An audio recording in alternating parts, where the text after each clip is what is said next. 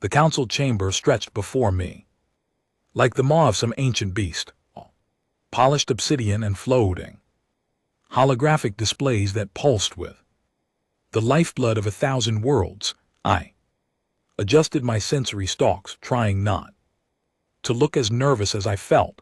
My name is Krell, and I've served as a junior diplomatic observer for the Galactic Union for exactly 3 cycles now. Long enough to know the players, not long enough to understand the game.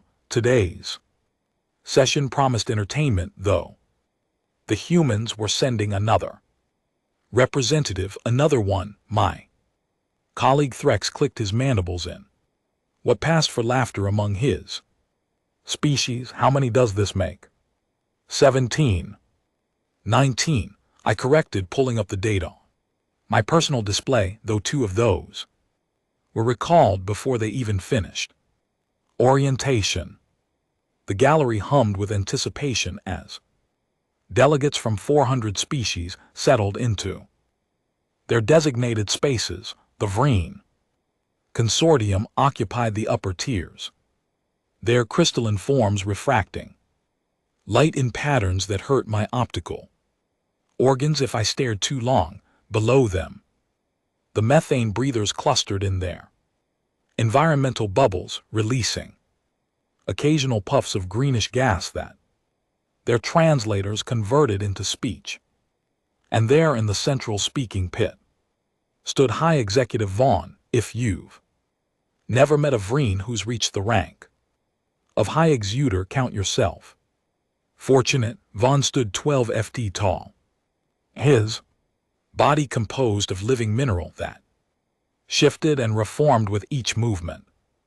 His voice, when he spoke, resonated through every surface in the chamber. We will now hear from the human delegation, he announced, his tone carrying all the warmth of a collapsing star. If they've bothered to send anyone competent this time. Laughter rippled through the assembly, not kind laughter, the sort that makes your skin crawl, assuming you have skin. The entrance portal shimmered and she walked through.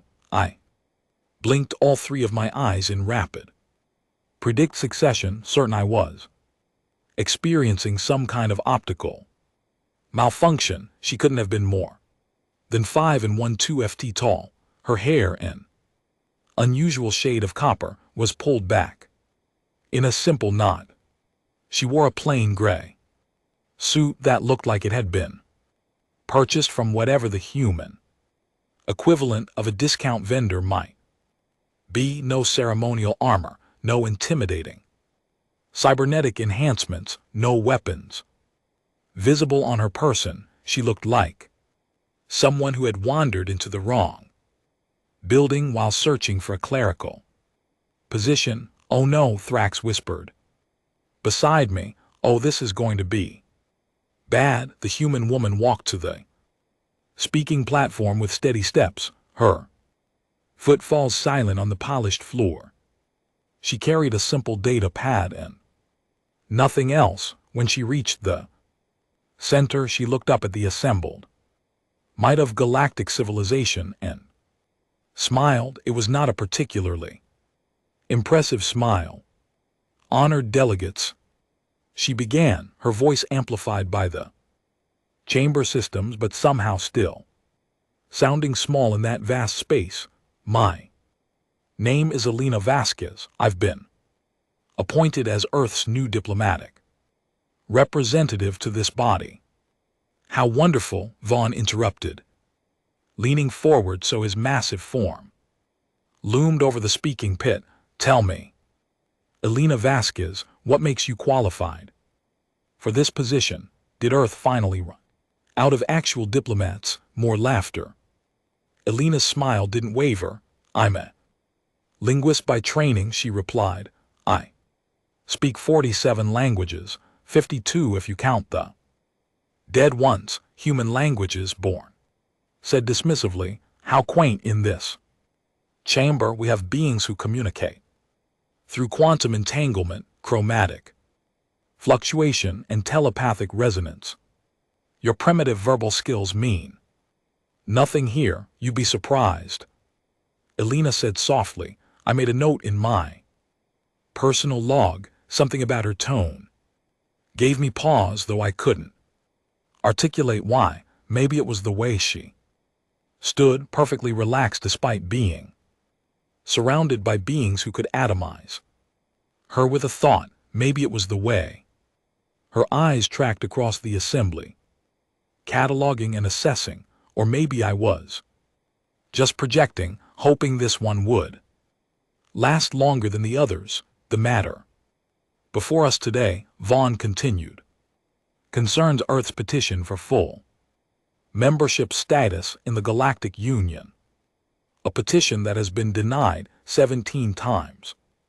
Previously, 19, Elena corrected gently. Vaughn's form flickered, which among his species indicated irritation. Excuse me, 19 denials. Your records are incomplete. Earth's first 2 applications were rejected during the preliminary review phase. They don't appear in the official transcripts. A murmur ran through the chamber. I sat forward in my seat. Was she seriously correcting a high executive on matters of record? Regardless, Vaughn said, his voice taking on an edge that could cut through hull plating, the result remains the same. Earth has been repeatedly denied because humanity has failed to demonstrate any quality that would benefit this union. You are weak. Technology is derivative. Your culture is fractured. Your lifespans are laughably short. Give me one reason why we should waste time on your species. Elena nodded slowly, as if she'd expected this exact question, as if she'd heard it all before. I appreciate your directness, High Executor. It saves time. Let me ask you a question in return. How long has it been since the Galactic Union admitted a new species to full membership? Vaughn's form solidified into something more angular, more aggressive. What relevance does that have? Humor me, Elena said. I quickly pulled up the data. The answer surprised me. 462 cycles. I whispered to Threx. That can't be right, he hissed back, but it was nearly 500 years since the last new species had been granted full membership. Dozens had applied, all rejected. The Galactic Union maintains high standards, Vaughn declared. We do not admit species simply to inflate our numbers. Quality over quantity. Of course, Elena agreed. And yet I noticed that membership has actually declined. During that same period, the Fenrich Collective withdrew 80 cycles ago. The Borlean Dominion severed ties 40 cycles. After that, the Stellar Communion just last cycle. That's 3 species lost and 0 gained. Someone less diplomatic might call that a troubling trend. Chamber fell silent. No one mentioned the departed species. It was considered poor form, like bringing up embarrassing relatives at a formal gathering. You overstep, Bourne said quietly, and I felt my internal organs clench at the threat in his voice. Those species chose to pursue their own paths. That is their right. Absolutely, Elena said. I'm simply noting the pattern. But let's return to Earth's application. You asked for one reason to admit humanity. I'll give you 7. She tapped her data pad, and a holographic display appeared above the speaking pit. Images, statistics, data streams, all organized with surprising clarity. First, human adaptability. We've colonized 17 different environmental types across our system, from underwater stations to zero-gravity habitats to settlements on worlds with gravity twice our standard. We do this without genetic modification. using only technology and training. Unimpressive, sneered a delegate from the methane breathers section. We have populated 90 systems with environmental suits and habitat domes, Elena countered. Humans live directly in these environments. Our physiological flexibility allows us to adapt to conditions that would kill most species. Represented in this chamber, she moved to the next slide. Second, human creativity. We've developed 700 distinct musical traditions, 4,000 written languages, and artistic movements that span every conceivable medium. We tell stories, we make jokes, we create beauty, even in the darkest circumstances. Art, Von scoffed. You offer us art as qualification for galactic citizenship. I offer you perspective, Elena replied. But if art doesn't move you, let's talk trade. Third reason, human economic dynamism. Earth's economy has grown by 400% in the last century despite having no access to galactic markets. We've developed unique manufacturing techniques, agricultural innovations, and resource management strategies that could benefit member worlds facing similar challenges. I had to admit she was making better points than the previous representatives. They'd mostly gravelled or made empty promises. Elena Vasquez was building an actual case. Fourth, human military capacity that got everyone's attention. Vaughn leaned in close, his form shifting to something sharp and predatory. Are you threatening this council? I'm stating facts, Elena said, not backing down an inch. Earth maintains a standing defense force of 12 million trained personnel. Our weapons technology, while not on par with galactic standards, is effective and constantly improving. We've fought wars that lasted decades. We've faced extinction-level threats and survived. If the Union ever faces external aggression, humanity will stand with you, assuming we wanted your help. Vaughn said, assuming you deserved it. Elena replied. The chamber erupted. Delegates shouted in 17 different communication methods. Threx grabbed my arm so hard I thought my circulation might stop. She just insulted a high executor, he gasped. She's dead. She's actually dead. But Vaughn didn't atomize her. He stared down at this tiny human woman who had just implied the galactic Union might not be worthy of Earth's military protection, and something flickered across his mineral features. Respect. Curiosity. I couldn't tell you have courage, he said finally. Suicidal. Foolish courage, but courage nonetheless. Continue. Elena's smile widened slightly. Fifth reason, human resilience. We've survived ice ages, plagues, asteroid impacts, nuclear war, climate disasters, and our own worst impulses were very, very hard to kill. That's a useful trait in an ally. The displays shifted again, showing images of Earth's history, ruins rebuilt, forests regrown, civilizations that collapsed and rose again. Sixth, human curiosity. We explore, we question, we push boundaries. The galaxy is vast and mostly unknown. Humanity will venture into the dark places, ask the uncomfortable questions, and seek answers that others might fear to find. And the seventh reason, Vaughn asked, and I detected genuine interest in his voice now. Elena paused.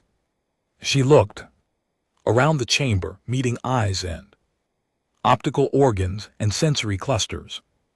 When she spoke, her voice was softer, but somehow it carried to every corner of that massive space. The seventh reason is the most important, humanity Will remember, silence, explain, Vaughn. Commanded, I've spent the last 6 months studying Galactic Union history, Alina. Said it's fascinating, 400 civilizations working together, or at least pretending to, but I noticed something strange. Your historical records are remarkably edited. Selective, whole species are mentioned once and never again. Events are referenced but not explained. It's like reading a book with chapters torn out. Our records are comprehensive, Vaughn said, but I detected uncertainty. Now, your records are sanitized, Alina corrected. You've forgotten things you'd rather not remember, wars that went badly, negotiations that failed, species that left because they were pushed out. Rather than choosing to go, you've built a version of history that makes you look good, and you've repeated it so many times that you believe it. She tapped her data pad one more time. Humans don't do that. We remember everything. The good, the bad, the shameful, the glorious.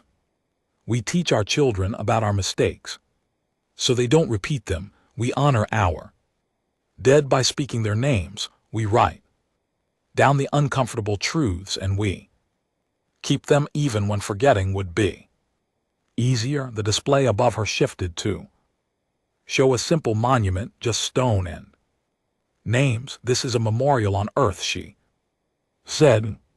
It lists the names of 23,000 people who died in a war that we lost.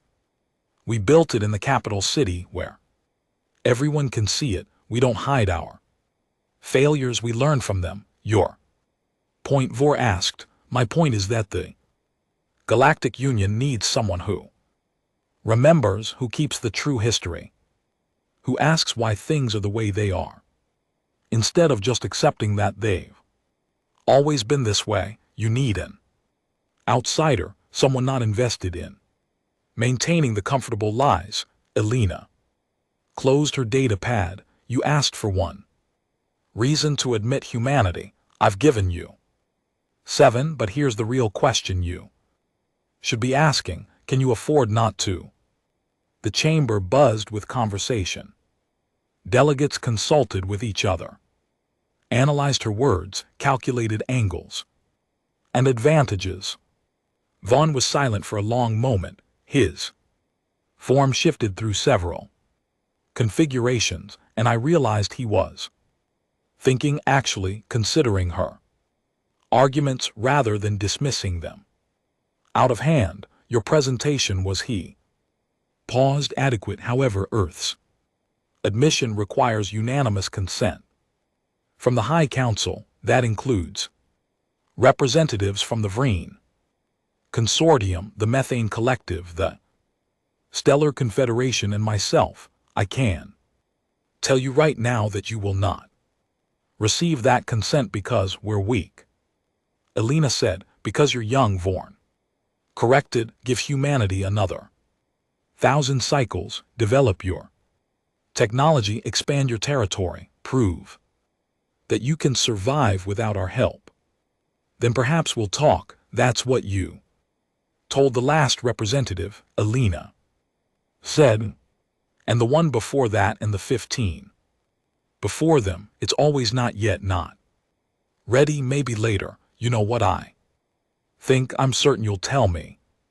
Vaughn said dryly. I think you're afraid of us. The chamber fell absolutely silent. Even the environmental system seemed to pause. Explain that statement, Bourne said, his voice dangerous. Now Alina met his gaze without flinching. The Galactic Union has been stagnant for 5 centuries. No new members, no major technological breakthroughs, no expansion into new territories. You're comfortable, safe, predictable, and humanity is none of those things. We're chaotic and creative, and we don't respect tradition just because it's old. We'd ask questions you don't want to answer, challenge assumptions you've never examined.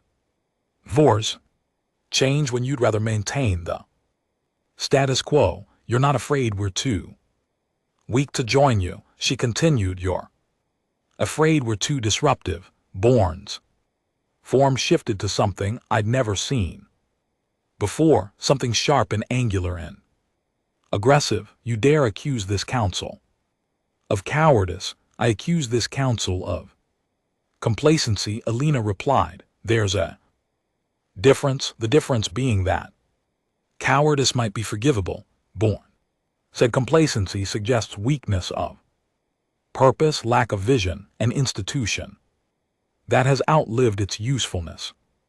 Wait, was he agreeing with her? High executive, one of the methane collective representatives, interjected. Surely you're not giving credence to these accusations. I'm considering the possibility, Bourne said slowly, that this human has identified a problem we've been ignoring. He turned his attention back to Alina. You've made your case for why we should admit Earth. Now tell me why Earth wants to join us. What do you hope to gain? Alina smiled, and this time there was something almost sad in the expression. Protection from what? Vor asked. From what's coming. The temperature in the chamber seemed to drop several degrees. I felt my secondary heart start beating faster, though I couldn't explain why. Elaborate, Vaughn commanded. Alina took a breath. 3 cycles ago, our deep space monitoring stations detected something at the edge of our system. Transmissions not directed at us, more like radio chatter, as if someone was having a conversation and we accidentally overheard it.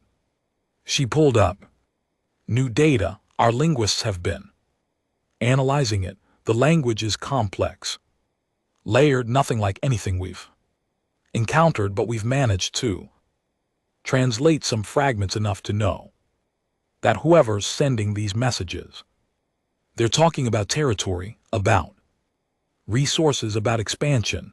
There are many species in the galaxy, Vaughn said.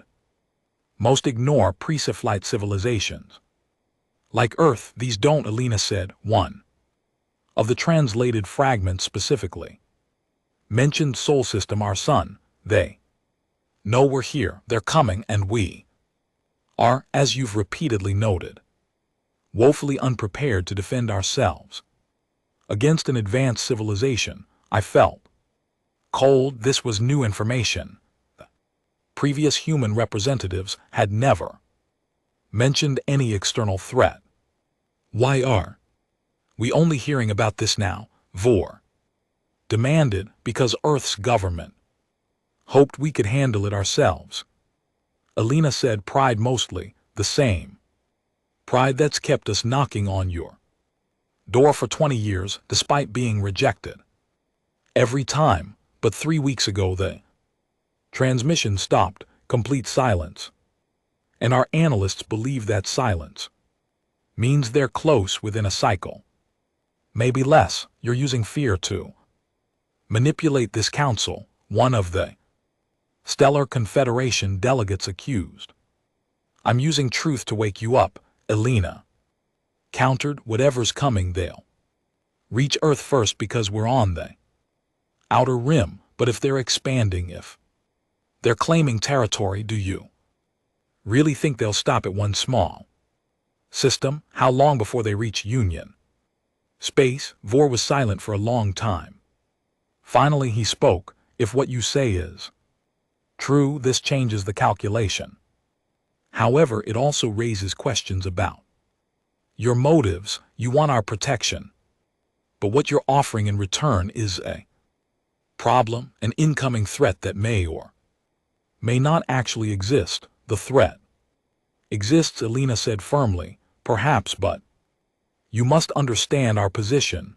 The Galactic Union has existed for 12,000 cycles. We've faced threats before and survived. We've built a civilization that spans thousands of worlds, and you're asking us to risk that stability To defend a species that hasn't even achieved faster than light travel, I'm asking you to remember what it was like to be vulnerable. Alina said every species in this chamber started somewhere. Someone helped you, someone took a chance. I'm asking you to pay that forward. Sentiment, Bourne said dismissively. Emotion has no place in strategic decisions, doesn't it? Alina asked. Then why does the Galactic Union exist at all? You could have remained isolated, each species protecting only their own interests, but you chose to band together, not out of logic but out of a shared belief that cooperation makes everyone stronger. That's not strategy, that's hope, and hope is the most powerful emotion there is. She straightened her shoulders. I came here today expecting to be rejected. Again, I watched the footage of Earth's previous representatives being mocked, dismissed and humiliated. I knew I was walking into a room full of beings who think humanity is beneath their notice. But I came anyway because I believe in what the Galactic Union could be, even if it's fallen short of that ideal. You presume to lecture us on our own ideals, Vor asked, but the thread had faded from his voice. I presume to remind you, Alina said. Someone has to. Vaughn looked around the chamber, his gaze sweeping across the assembled delegates. The human raises uncomfortable points. This council will take her petition under advisement. We will reconvene in one cycle to render final judgment. High Executive, Alina said. We don't have cycle, then you'll have to hope we work quickly, Vaughn replied. He gestured in the massive doors of the cedar. The chamber began to open. You are dismissed, Alina Vasquez. The council will deliberate in private. Alina nodded and turned to leave. As she walked past my observation post, she glanced up and caught my eye. She winked, actually winked. I sat there stunned as she disappeared through the doorway. Well, Threx said beside me, that was different. Different didn't begin to cover it. The council deliberated for 3 days straight, 72 hours during which I couldn't sleep, couldn't focus on any other task, couldn't stop replaying Alina Vasquez's words in my mind. Threx thought I was losing my sanity. She's just another human, he said as we floated in the observation gallery, watching the sealed chamber doors. Articulate, sure, bold, definitely, but ultimately powerless. Maybe, I muttered. Or maybe she's exactly what she claimed to be, someone who remembers. On the 3rd day, the doors opened. The delegates filed out in their usual hierarchical order, but something felt different. Conversations were hushed.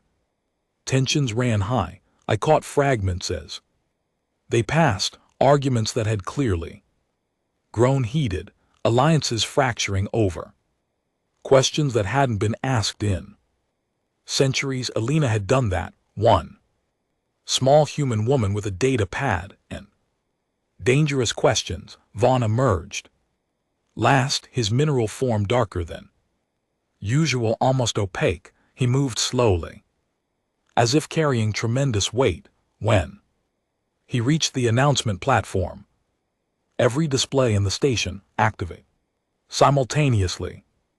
After extensive debate, his voice boomed across every channel. The High Council has reached a decision regarding Earth's petition for membership in the Galactic Union. My heart's pounded in completely different rhythms. The petition is denied. I felt something sink inside me. Of course, 20 rejections now. Nothing ever changed, but Vaughn wasn't finished. However, Earth is granted provisional protectorate status, effective immediately. Union defense forces will be deployed to Sol system. Within 12 hours, any hostile action against Earth will be considered an act of war against the Galactic Union itself. The feeds exploded with reactions, outrage from some quarters, approval from others, confusion from most. Furthermore, Vaughn continued, speaking over the noise, Elena Vasquez is appointed as Earth's permanent observer to the High Council. She will attend all sessions, voice Earth's concerns, and serve as humanity's advocate within our deliberations. This position has not existed for 6,000 cycles, but circumstances warrant its revival. He paused, and I could have sworn I detected something like amusement in his crystalline features. She will also lead a new initiative, Union Historical Accuracy Commission. Its mandate is to review all official records, identify discrepancies, and restore deleted or edited information. Full transparency, no exceptions. Every member species will be required to cooperate. The outrage doubled, tripled. Delegates were screaming in 17 different communication methods. Vaughn raised one massive hand and silence fell like a hammer. This council has grown comfortable, he said, and his voice carried a weight I'd never heard before. We've forgotten that stagnation is just another word for dying slowly. The human reminded us of something essential. We cannot move forward while clinging to comfortable lies. Change is coming, whether we want it or not. The only question is whether we meet it with strength or let it sweep us away. Broadcast ended. Bourne descended from the platform and walked directly toward the gallery where Threx and I sat. Frozen, he stopped below us and looked up. Observer Krellel, he said, and I nearly fell out of my seat. You've been documenting these proceedings for 3 cycles, correct? Yes, High Executive, I stammered. Good, you're reassigned as of now. You're Elena Vasquez's attaché. You'll assist her with the Historical Accuracy Commission, provide technical support for her observer duties. Sir, I'm not qualified for such a position. Neither was she when she walked into that chamber 3 days ago, Bourne replied. Qualifications can be earned. What matters is whether you have the courage to seek uncomfortable truths. Do you? I thought about Elena's words about the species that had left the Union, about the gaps in our historical records, about 500 years without a single new voice asking why things were the way they were. Yes, sir, I said. Then report to the human embassy within the hour. Vaughn turned to leave, then paused, and Krellel, don't let her get killed. I have a feeling we're going to need her. The human embassy was smaller than I expected, just 3 rooms in a converted cargo module on the station's lower ring.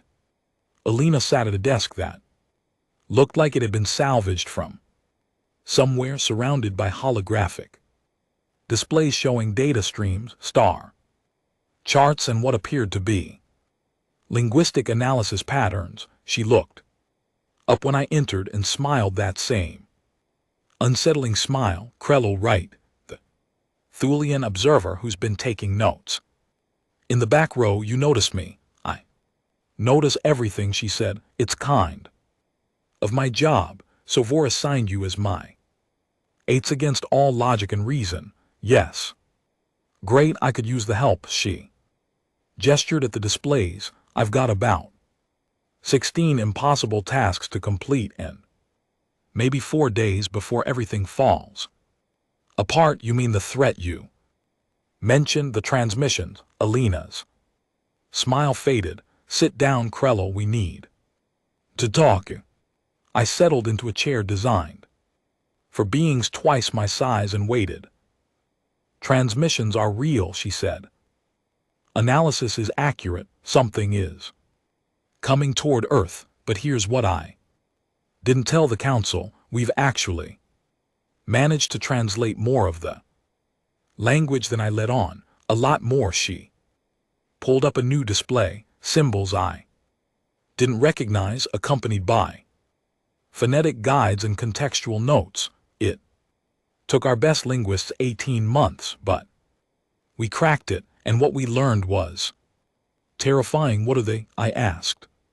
Collectors, Alina said simply. That's the closest translation we have. They move through space, harvesting resources from systems they encounter, minerals, gases, biological material, everything. They strip worlds down to bedrock and move on. I felt my skin go cold. Hell, many worlds have they taken? At least 40. That we can confirm from the transmissions, probably hundreds more. She leaned forward, but here's the interesting part. They're methodical.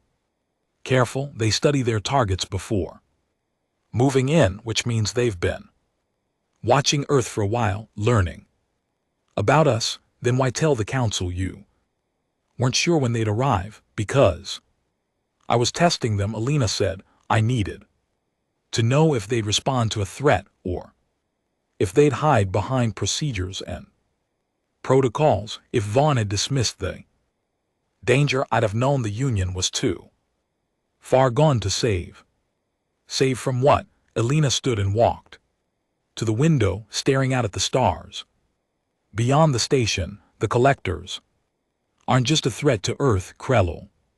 They're systematic, efficient, and, according to their transmissions, Sol system is just one stop on a much longer route, a route that passes directly through Union space. The implications hit me like a physical blow. How many systems are in their path, including 3 Union core worlds? She turned back to me. That's why I needed full protectorate status, not just to defend Earth, but to get the Union mobilized while there's still time.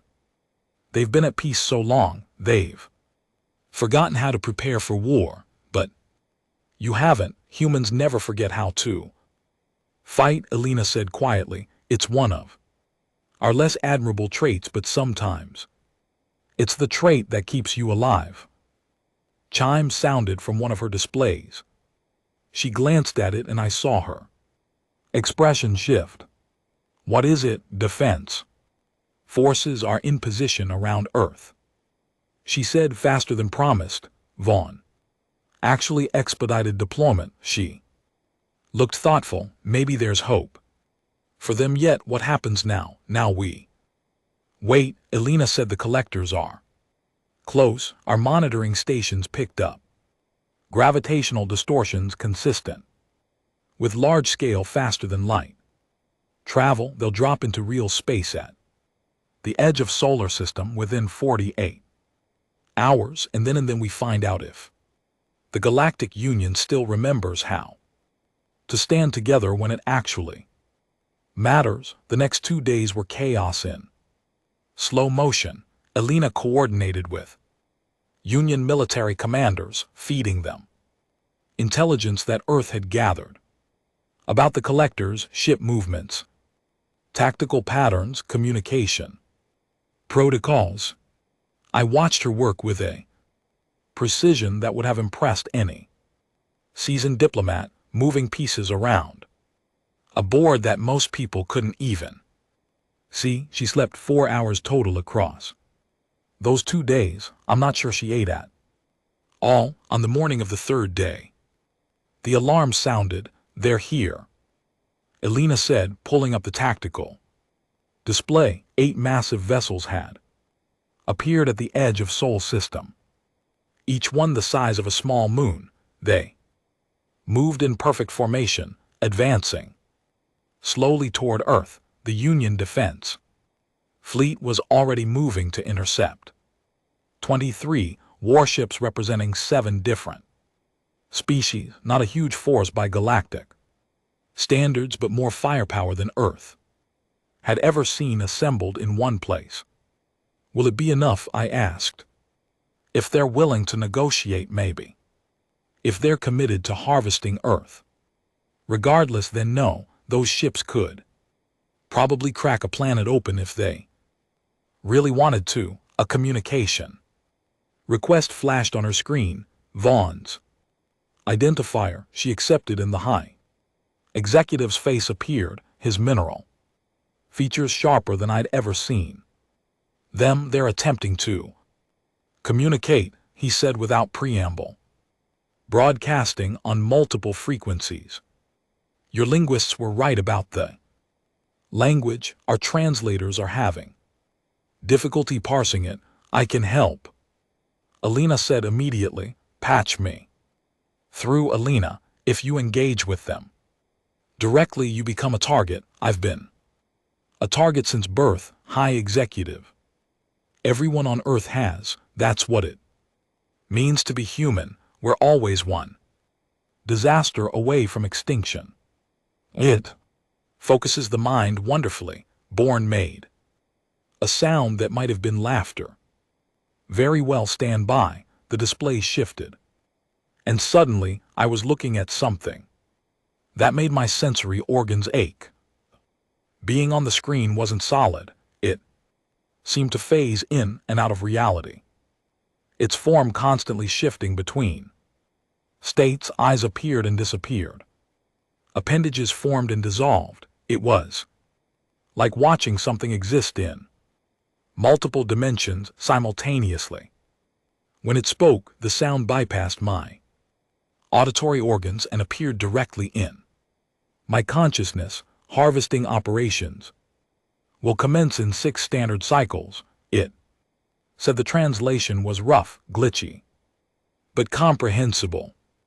Biological entities should evacuate the 3rd orbital body. Resistance will be processed as additional resources. Alina leaned toward the screen, her expression calm. My name is Alina Vasquez. I represent both Earth and the Galactic Union. This system is under Union protection. Your harvesting operations will not proceed. The collector flickered, and I sensed something like confusion ripple through its form. Protection designation irrelevant. Resources have been identified. Extraction follows identification. This is function. This is purpose. I understand your purpose, Alina said, but this system contains billions of sentient beings. We cannot allow you to harm them. Sentience is temporary. Matter is eternal. We return matter to its purest form. This is service. Alina's voice sharpened. You're destroying civilizations. Civilizations are arrangements of matter. Arrangements change.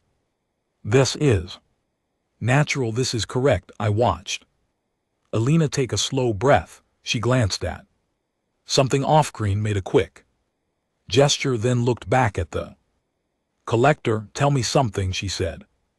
Your species, your civilization. What do you call yourselves? Not the designation we gave you, your actual name. The collector paused. For the first time, its constant shifting slowed. We are the rendering, it said. Finally, we return complexity to simplicity. We restore chaos to order. We have performed this function for 7 million cycles, 7 million years, Alina whispered, then louder. And in all that time, has anyone ever thanked you? Another pause, longer this time. Gratitude is unnecessary. Function is sufficient, but not satisfying. Alina said, I can hear it in your voice, or what passes for your voice. You've been doing this for millions of years, breaking down complexity, erasing civilizations, and no one has ever acknowledged what you've sacrificed. We sacrifice nothing. We perform function. You sacrifice meaning, Alina said softly. Every world you reduced to raw materials had stories, art, love, dreams, things that matter more than their atomic weight, and you erase all of it in service to a function you don't even question anymore. The collector's form began to pulse rapidly. You seek to manipulate this unit through appeals to sentiment. Strategy noted. Strategy ineffective. I'm not trying to manipulate you, Alina said. I'm trying to remember you. Silence. Even the constant background hum of the station seemed to fade. Explain, the collector demanded. Alina stood slowly, moving into the full view of the camera. Your species was something else once, wasn't it? Before you became the rendering, you had a name, a culture, an identity beyond your function, and somewhere along the way you forgot. You reduced yourselves the same way you reduce everyone else, down to the simplest possible form. Purpose without meaning. Meaning is chaos. Chaos requires correction. Meaning is what makes existence worthwhile, Alina countered. And I think part of you remembers that. Why else would you hesitate? Why else would you engage in this conversation when you could have simply started harvesting? The collector's form stabilized for the first time since the transmission began. I could see something like a face now, though it hurt to look at directly. What would you have us do? Alina Vasquez of Earth, remember, she said simply. Remember what you were before you became what you are, and then make a choice, not based on function or programming or 7 million years of habit. Make a choice because you can, because choosing is what separates tools from beings. If we remember, we may cease to function correctly. If you continue without remembering, you cease to exist as anything more than a cosmic force. Alina replied, is that really what you want? To be entropy with engines, destruction without purpose, or do you want to be something more? The longest pause yet. I counted 17 of my heartbeats before the collector spoke again. We require consultation with the primary fleet intelligence. This conversation has introduced variables that our current decision matrix cannot process. Harvesting operations are suspended for 12 cycles while we deliberate. Thank you, Alina said. Do not express gratitude prematurely. We may still conclude that harvesting is the optimal outcome. I know, Alina said, but at least you're thinking about it. That's enough for now. The transmission ended. The room was absolutely silent. Then Vaughn's voice came through the display, and he sounded almost amazed. What did you just do? My job, Alina said, collapsing into her chair. I realized she was shaking. I bought us time. You did more than that, Vor said. You made them question their entire existence. All I did was remind them. They have names, Alina replied. Everything else they have to figure out for themselves. The 12 cycles became 24, then 48. The collector fleet remained at the edge of Sol system, unmoving. Their vast intelligence pondered questions it hadn't asked in 7 million years. The Galactic Union, meanwhile, underwent its own crisis of conscience. Alina's Historical Accuracy Commission began its work, and within days, revelations started emerging. Species that had been erased from records, wars that official histories claimed never happened, treaties broken and covered up, an entire secret conflict that had cost billions of lives relegated to classified archives. The truth was uncomfortable, painful, necessary. 3 more species withdrew from the Union in protest, claiming they wouldn't be part of an organization that aired its dirty history for all to see. but 5 others applied for membership. Species that had been watching from the sidelines, waiting to see if the Union still stood for something real. And then, on the 50th day, the collectors sent another transmission. This time Alina wasn't alone when she answered. Vaughn stood beside her along with representatives from 20 Union species.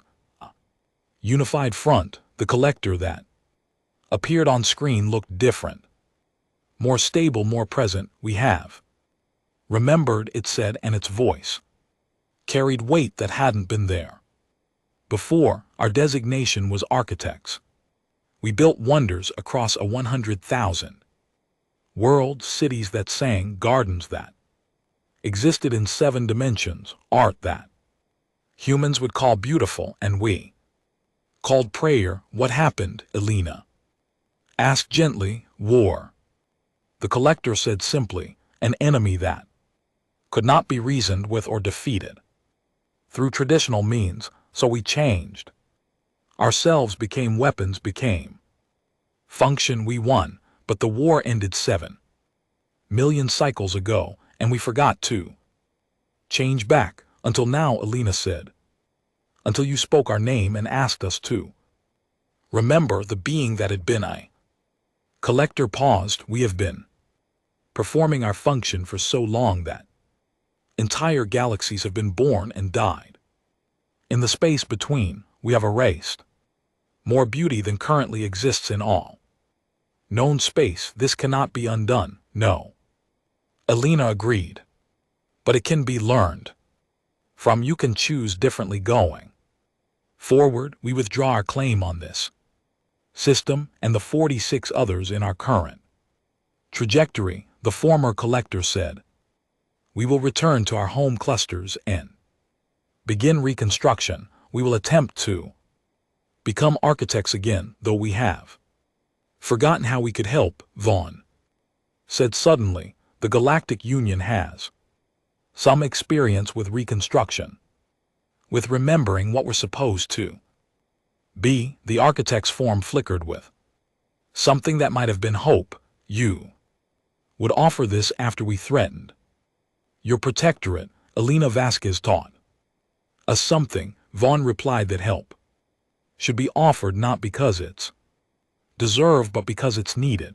That remembering is a gift we give to each other. That the only way forward is together. 6 months later, I stood in the council chamber once again, but this time Alina Vasquez wasn't making a petition. She was presenting a proposal. The Galactic Union has existed for 12,000 years, she said to the assembled delegates. It has achieved wonders, but it has also grown comfortable, selective about what it remembers, and resistant to change. I propose we formalize a new position, the remembrancer, someone whose job is to ask uncomfortable questions, challenge consensus, and ensure we never again forget who we're supposed to be. And I assume you're volunteering for this position, Vor asked, though I detected amusement in his tone. Actually no, Alina said, and I felt my organs clench. I'm recommending Observer Krellel. He spent the last 6 months documenting everything, the negotiations with the architects, the historical accuracy, commission findings, the time, the species that left, and the ones that joined. He's proven he has the courage to record truth even when it's unpleasant. Every sensory organ in the chamber turned toward me. I managed. You're qualified, Krellel, Alina said, smiling at my panic. And besides, someone needs to keep track of what happens next. We're entering uncharted territory. Best to have a good map. The vote was unanimous as I walked out of the chamber later, completely overwhelmed by my new responsibilities. Alina fell into step beside me. Why did you do that? I asked. You could have kept that position. You've earned it because I've got other work to do, she said. Earth's petition for full membership is coming up for vote again next cycle. First time's the charm, right? After everything that's happened, you're still not a member. Rules are rules, Elena said cheerfully. Besides, I kind of enjoy the challenge, keeps me sharp. We reached the observation deck and she stopped to look out at the stars. You know what the funny thing is, Krello? Everyone was so focused on whether humanity was worthy of joining the Galactic Union, but the real question was whether the Union was worthy of humanity, whether you'd remember what you're supposed to stand for, whether you'd change when change was needed, and your verdict, I asked, still out, she admitted, but I'm hopeful. Hope is kind of our thing after all. She started to leave, then paused and looked back. Oh, and Krello, in your new role as Remembrancer, you're going to uncover some things that will make people very uncomfortable. Powerful people, they're going to pressure you to bury those findings to maintain the comfortable lies. What should I do? Elena smiled. And it was that same unsettling smile she'd worn when she first walked into the council chamber 6 months ago.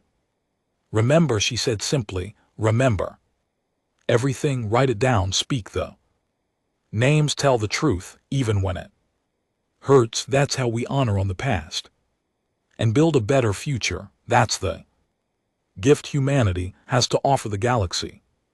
She walked away, leaving me alone with the weight of history and the future pressing down on my shoulders. I pulled out my data pad and began to write. This is the chronicle of how Elena Vasquez reminded the galaxy what it means to be alive, how one human woman armed with nothing but words and uncomfortable truths changed the course of civilizations, how she taught us that weakness and strength are not opposites, but different forms of courage. I paused, and how she proved that sometimes the most powerful thing you can do is simply remember someone's name. The galaxy would never be the same, and that I realized was exactly the